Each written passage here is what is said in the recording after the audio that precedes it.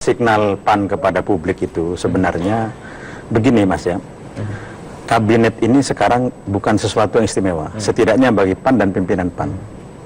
Ruang politik itu sudah sebesar-besarnya dan seluas-luasnya, dan bahkan di luar kabinet, di luar macam-macam itu banyak kekaryaan yang besar-besar yang politik menentukan untuk memberikan naungan.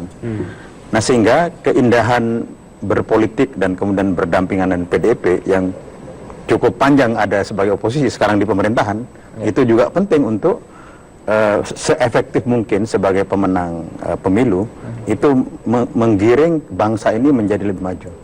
Dan pertimbangan politik PAN itu satu. Yang kedua memang political market. Kita kalau teriak-teriak saja tanpa ada itu yang seolah-olah seperti dalam teori politik bahwa oposisi itu punya hebat juga dengan cara berteriak-teriak juga tidak mendapatkan simpati masyarakat.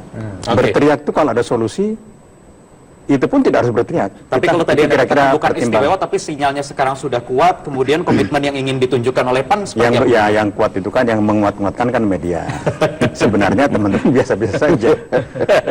Tapi kalau di negara ini saya melihat ya bahwa pertarungan politik terlalu kencang. Di sini tidak. Kan coba beda dengan Mesir. Mesir kan habis-habisan, ya berdarah-darah. Ini enggak biasa. Namanya cuman kalau PAN kalau diberi tempat dua dijalankan. Kader PAN banyak ratusan yang bagus-bagus. Ya udah itu dari sana dan mungkin ada effort. Ini sudah sebut-sebut kalau diberikan dua apa jangan-jangan sudah dibicarakan juga ada dua jatah yang diberikan.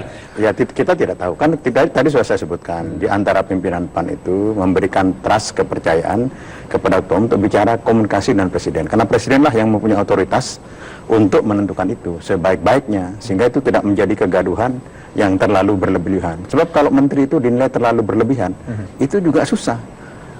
Menteri itu bukan dari marwahnya, tingkatnya, makomnya, kerjanya itu saja. Dan sekarang dipertanyakan pekerjaannya. Setahun ini saya anggap secara ekonomi, itu setahun yang hilang. Nah karena itu mari tahun depan kita perbaiki. Kalau secara keseluruhan, kalau tadi PDI Perjuangan, Bang Masinton sebutkan memang ada perlu gerbong-gerbong yang direvitalisasi. Kalau dari kacamata PAN, di ujung tahun 2015 ini? Perbincangan tentang reshuffle itu Presiden sudah membicarakan, media sudah, partai-partai pendukung sudah mendukung, terus tidak jadi itu kan jadi repot, sama dengan kita sudah berlayar membalik lagi, itu kan lucu, ya enggak? Ini sudah jadi politik ini satu apa yang disebut collective action masuk, ya udah jalan. Begini, kan ada komplikasi tersendiri ya, secara politis maupun secara chemistry. Jadi kalau misalnya partai-partai ini komplikasi kalau menarik menteri dari kalangan partai politik dari sisi chemistry tadi. Kalau mereka masuk, bagaimanapun tuannya, majikannya itu kan bukan hanya presiden. Sementara secara konstitusional dalam sistem presidensial, majikan satu-satunya presiden. Nah, kalau kemudian ada orang partai, ada kekhawatiran majikannya loyalitasnya terbelah. Sementara tentu dari sisi Jokowi pengen loyalitas full untuk dirinya. Nah ini saya kira secara psikologis gitu ya. Itu dibutuhkan oleh pemerintah. Itu yang secara psikologis menimbulkan komplikasi tersendiri. Ada seolah-olah pembagian Jokowismen. Dia sendiri tidak bisa misalnya memegang kontrol menteri dari kalangan partai politik. Nah seharusnya memang kalau kita bicara ideal, loyalitas kepada partai berhenti ketika menjadi anggota kabinet. Tetapi itu kan too good to be true. Dan kondisinya sekarang complicated begitu ya. Kompliknya tidak mudah juga untuk seorang Jokowi untuk melakukan pergantian komposisi kabinetnya. Kalau kita bandingkan sama presiden sebelumnya, Presiden Jokowi punya perbedaan. Ya. Dia mengalami triple minority position. Pertama, dia orang baru, ya masuk dari struktur di luar dari Jakarta pusat politik gitu ya Jakarta. Ya, dia orang baru, kemudian tentu butuh learning curve, ya kurva pembelajaran untuk mengerti peta politik di Jakarta. Yang kedua, koalisi pendukungnya awalnya itu jauh dari 50% bersatu. Ya. Jadi koalisinya terlalu kecil. Yang ketiga adalah beliau bukan pemegang otoritas partai politik di partainya sendiri. Jadi ini posisi yang berbeda dengan SBY, dengan Ibu Mega waktu menjadi presiden, bahkan dengan almarhum Gus Dur gitu ya.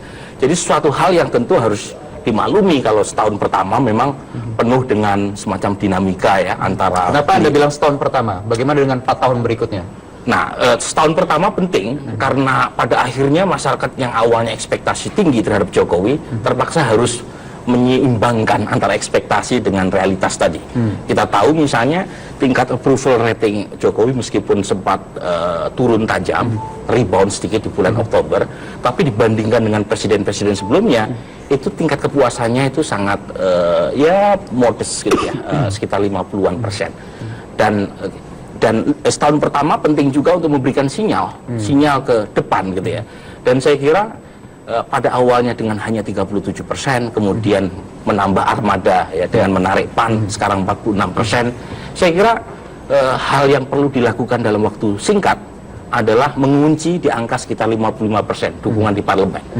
Dan kalau misalnya Masih ada lagi dinamis ini karena ada suara P3 dan juga karena P3 kan Golkar belum yang selesai ya, belum betul. selesai, Jadi tapi juga jangan terlalu besar yang ditarik ke dalam, karena itu akan mematikan check and recheck gitu ya. Proses balancing antara legislatif dengan eksekutif juga akan mati kalau yang ditarik ke dalam terlalu besar. Dan perlu diingat, kursi di kabinet juga terbatas, nggak bisa mengajak semuanya masuk dalam pemerintahan. Jadi yang dibutuhkan memang satu konsolidasi politik di mana pemerintahan itu mendapatkan dukungan yang cukup di parlemen, tanpa mematikan kritik gitu ya dari legislatif.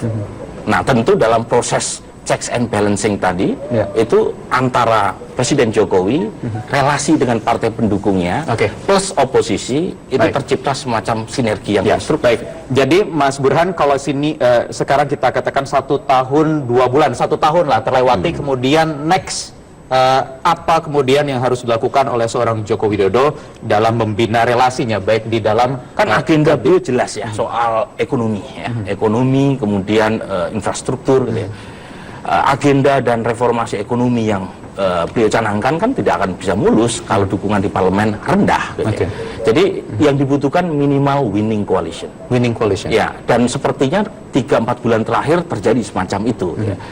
Misalnya kita bisa lihat peta di MKD, kemudian peta di APBN 2016 yang relatif berjalan mulus gitu ya.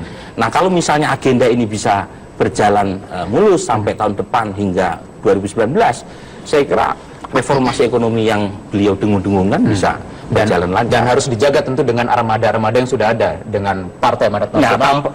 Tentu gini, ketika menarik armada baru, komplikasi teknisnya kan ke pasukan yang sudah lama menjadi yang iuran gitu ya. Nasdem, kemudian PDIP. Kalau kemudian memasukkan armada baru, kemudian melupakan yang lama, itu dia jadi masalah. Jadi, kalau gitu sebelum saya ke Pak Didi, ke Bang Masinton